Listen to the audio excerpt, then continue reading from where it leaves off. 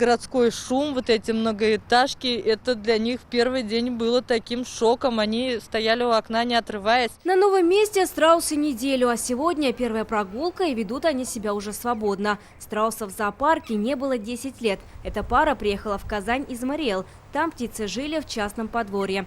Хорошая родословная – вот что привлекло руководство зоопарка в африканских страусах. Предполагается в дальнейшем экспонировать на новой территории именно тот вид африканского страуса, который нам был нужен.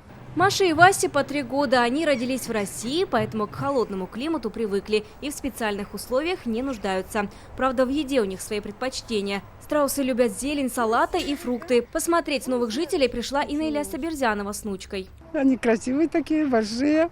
Представление было не такое, а сейчас на самом деле совсем другое. Птиц поселили вот в таком домике, где они и проведут зиму. Помещение отапливается, поэтому страусам не страшна даже самая суровая зима. Сейчас в зоопарке уже все готово к зиме. Теплолюбивых обитателей перевели в специальные вольеры. Только белая медведица-малышка с нетерпением ждет зиму, чтобы поваляться в снегу и полакомиться сладким мороженым. Вероника Гайнудинова, Алмаз Зиадинов, ТНВ, Казань.